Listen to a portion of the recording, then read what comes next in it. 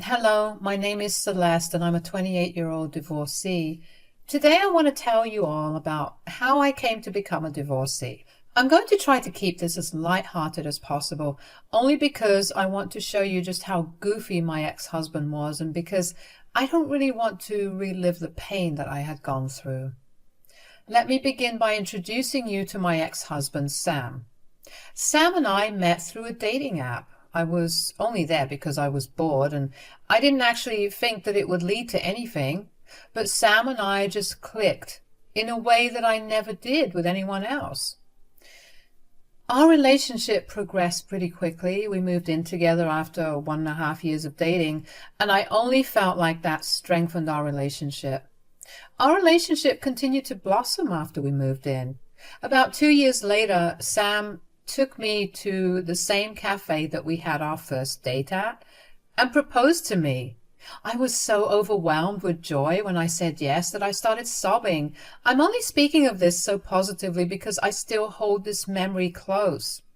While my relationship with Sam is over, it was still a big portion of my life and he did hold a special place in my heart.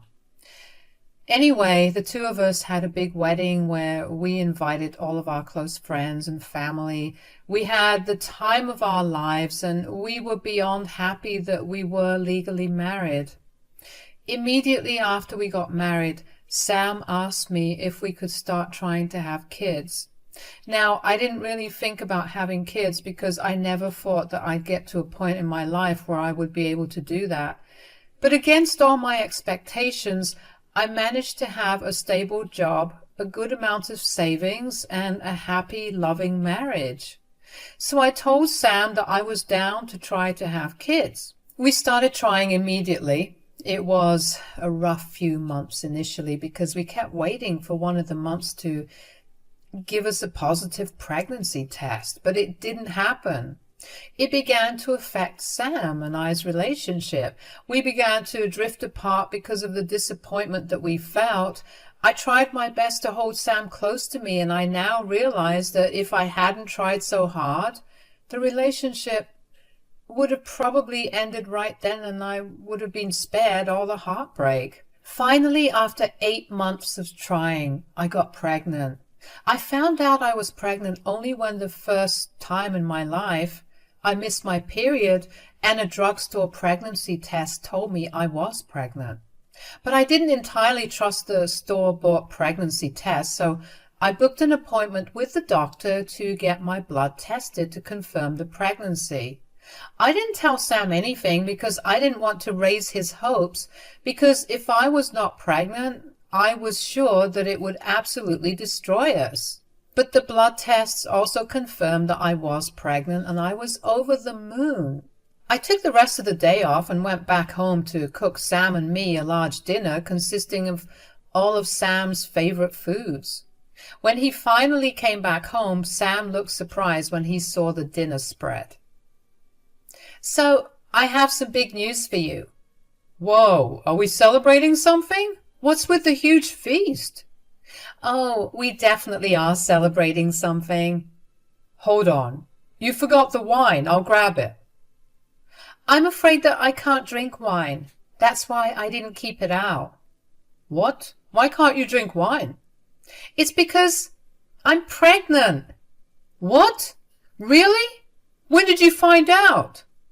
I only found out the day before yesterday because I took a pregnancy test.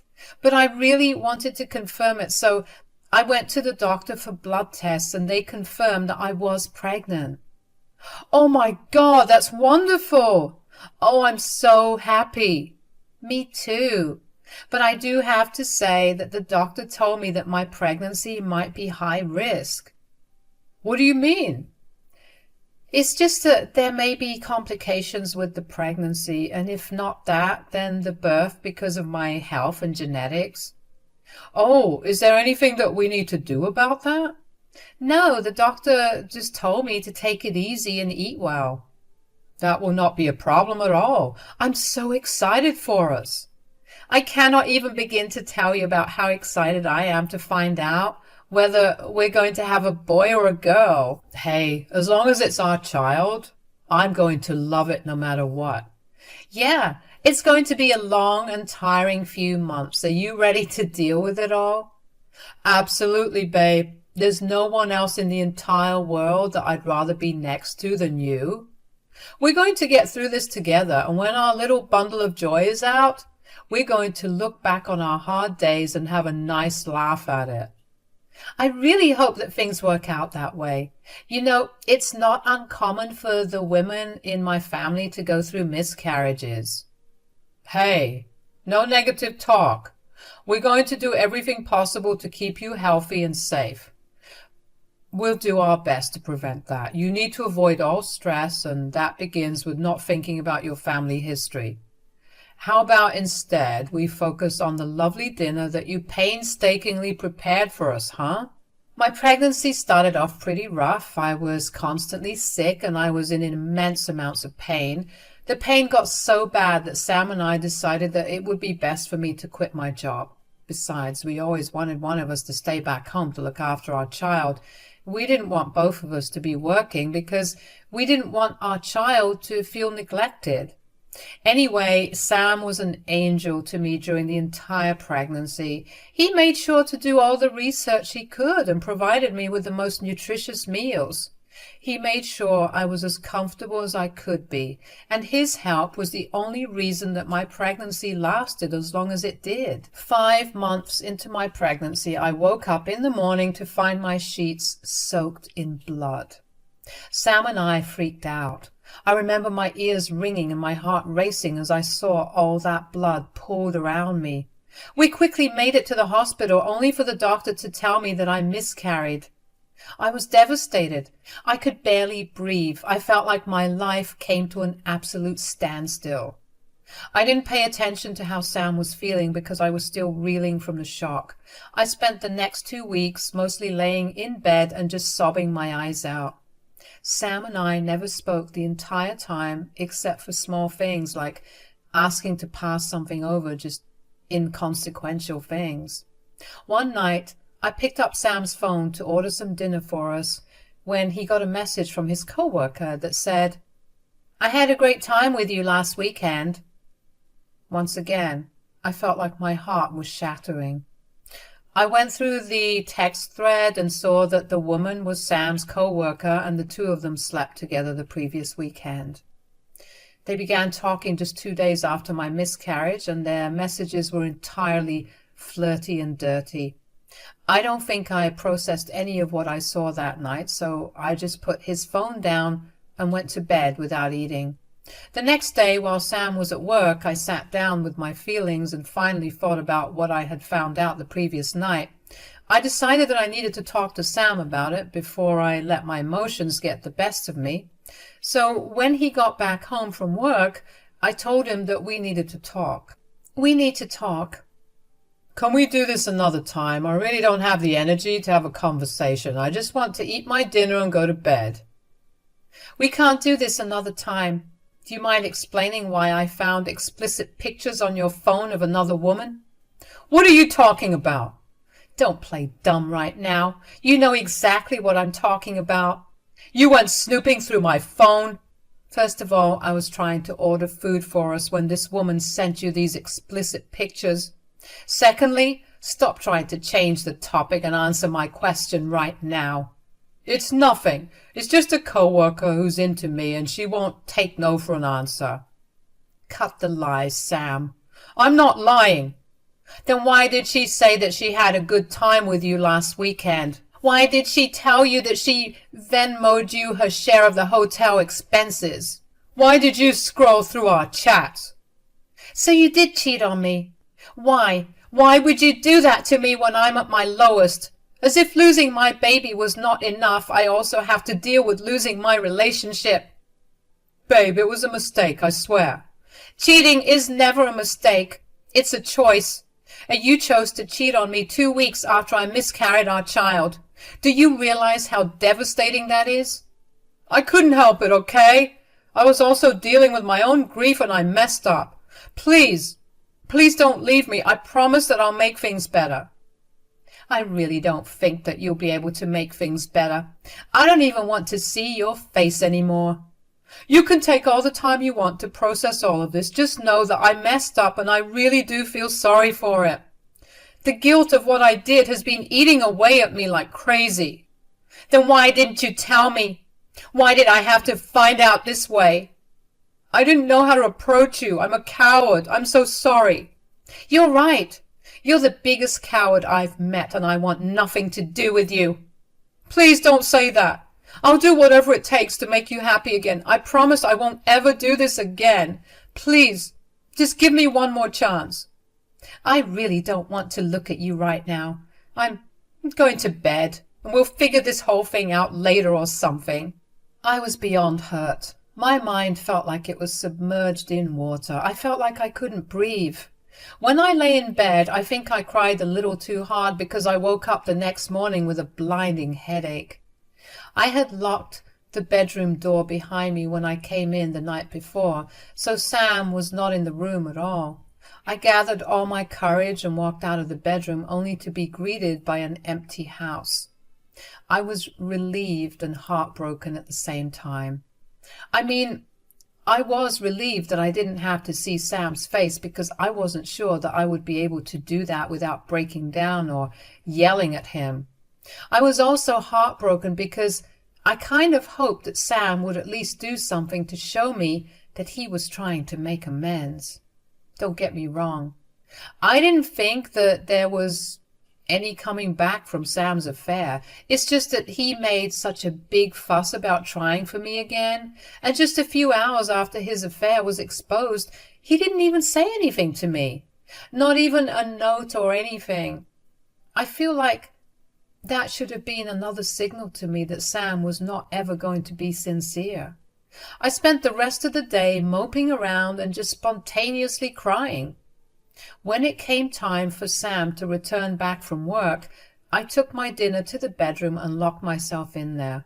I kept all of Sam's things in the spare bedroom to show him just how much I didn't want to do anything with him. But after that day, things started to get better, and by that, I mean that Sam actually began to try to make it up to me. He wrote me a letter which he slipped under my door, explaining that he had been struggling to come to terms with what he had done, which is why he left me alone entirely the previous day. While it still seemed like a pathetic excuse to me, I still let it slide.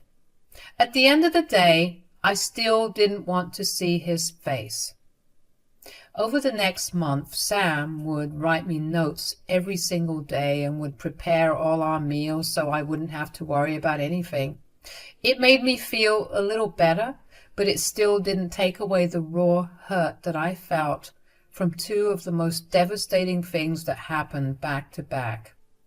The pain got to a point where I reached out to my family and told them about what had happened, and they helped me get in touch with a good divorce lawyer. And I started the filing process. I had the papers ready with me, but I didn't give them to Sam because, I don't know, I guess a part of me still hoped that things would change eventually, but I was a fool.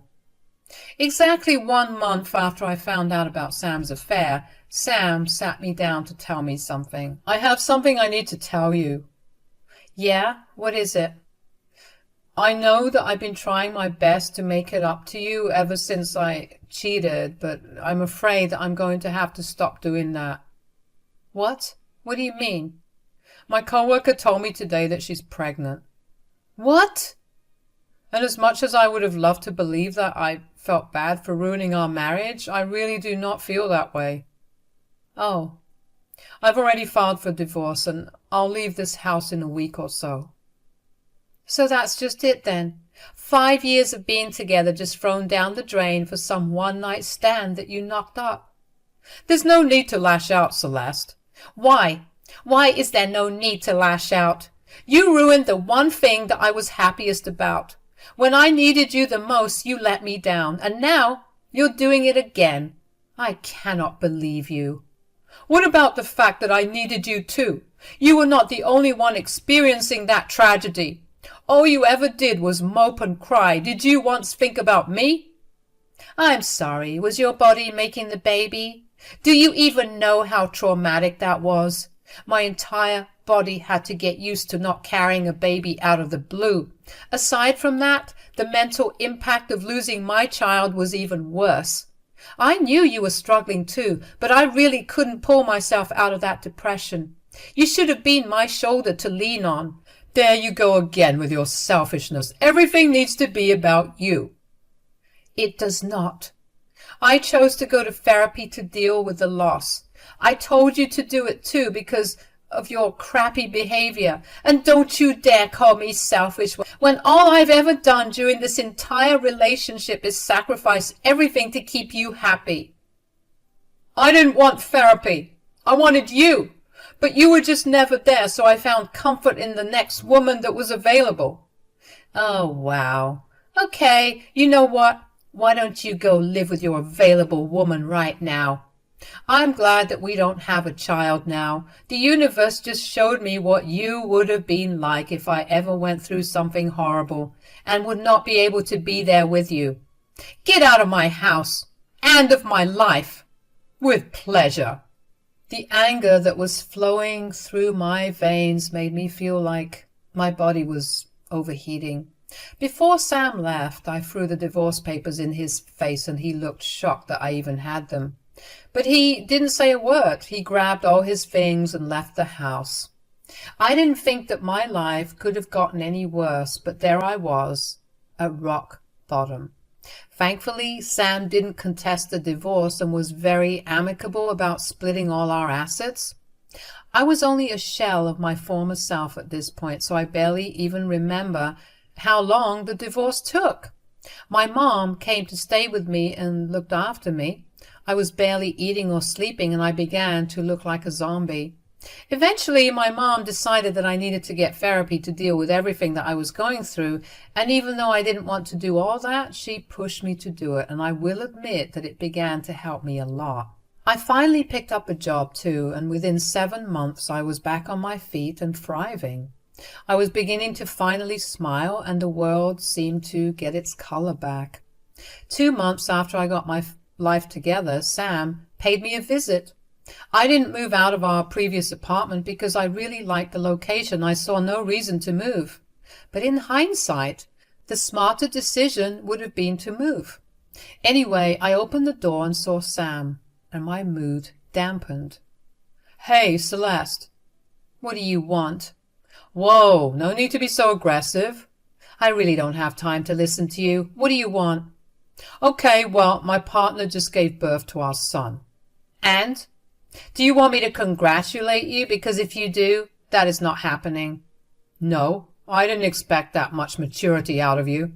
Maturity? Do you think congratulating your ex on the birth of his affair baby is a sign of maturity? Did you hit your head on something, or were you always this insane? Like I said, there's no need for you to lash out at me. What happened in the past happened. Why don't you just move on? Sam, it's literally been less than a year since everything happened. Just because you moved on doesn't mean that I have to as well. If all you wanted to do was rub your new family in my face, I'm going to get going. No, wait. I need to ask you something.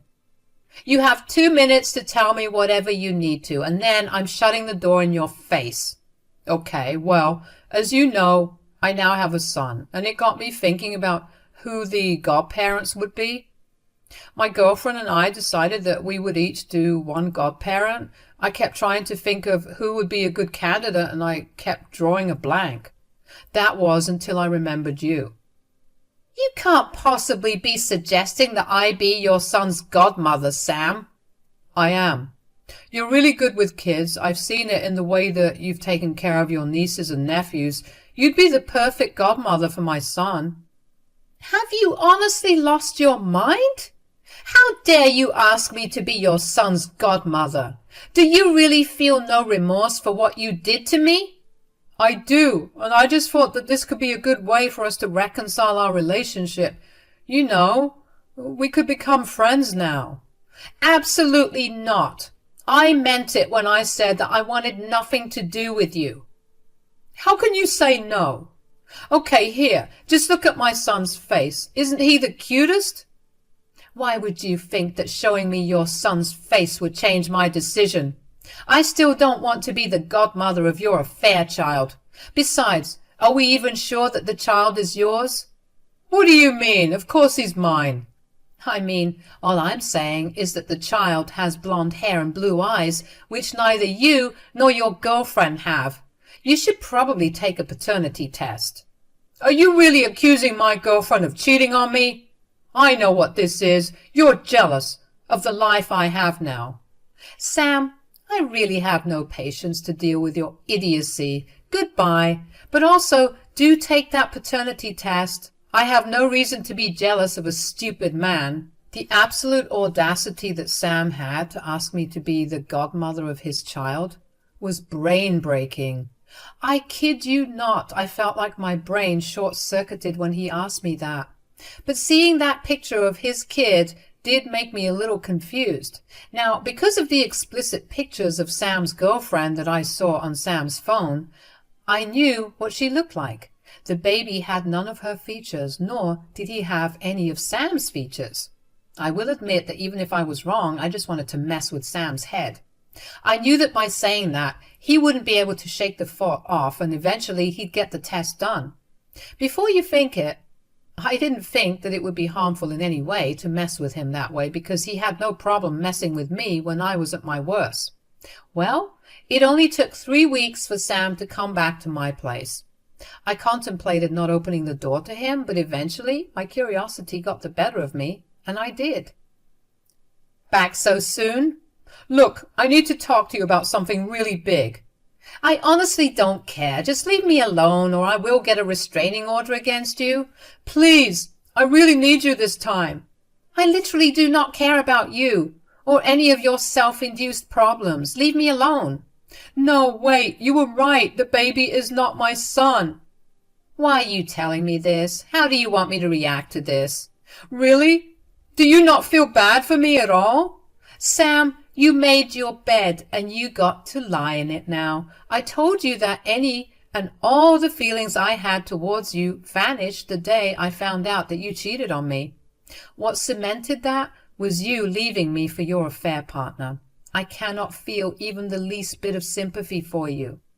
I know I messed up really bad last time, but you have to know that I've truly realized my mistake since then. I realized just how bad of a person I was to you. Will you please give me another chance? Another chance?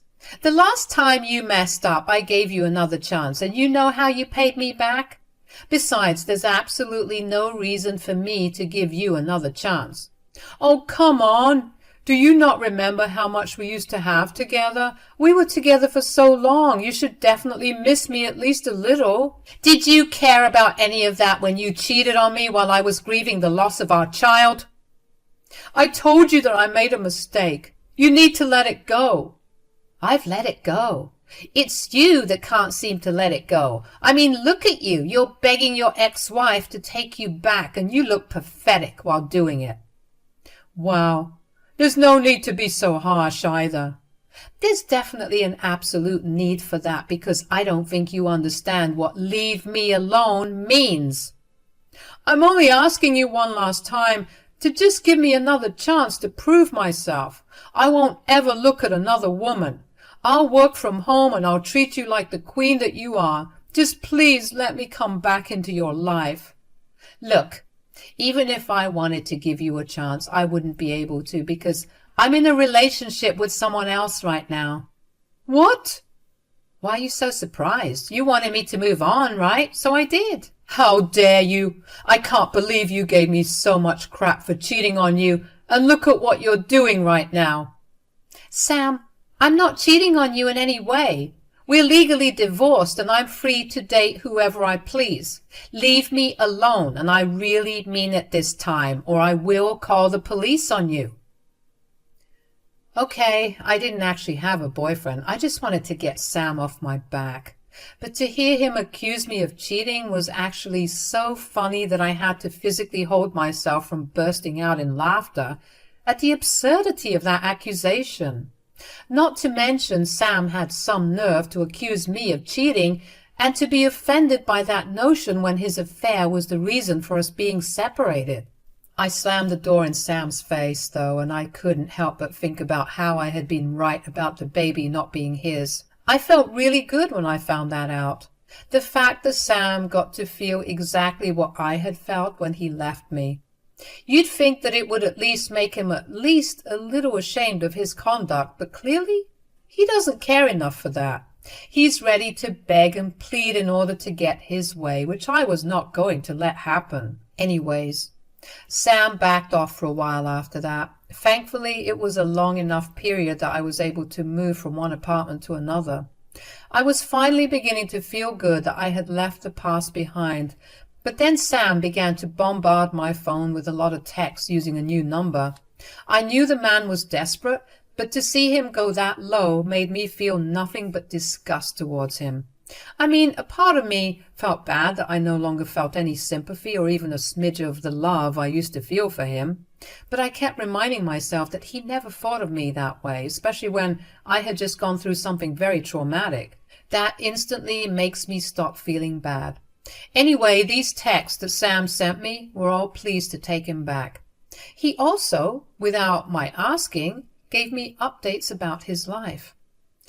For starters, he confronted his girlfriend about the paternity of his child, and she threw a fit, apparently. She accused him of not trusting her and for going behind her back to take the DNA test. Sam didn't hold back from calling her a bunch of nasty things, which only angered her more, so she told him to get out of her house and threw all of his things out of her window so he could fetch them himself.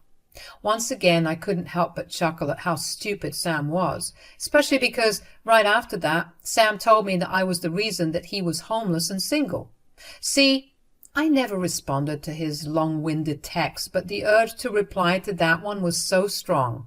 I still don't understand how he could blame me for everything when he was the one who was making the kind of decisions that would put him in a bad place. Anyway, at some point, I got tired of his constant texting and I blocked his number. I also changed my phone number to make sure that Sam had absolutely no way to contact me. I've been doing great as of late, and even though from time to time I still think about what my future could have looked like if I had my husband and my child, I always remember that things happen for a reason. Whatever happened to me saved me, and as much as it hurt, I'm in a much better place today.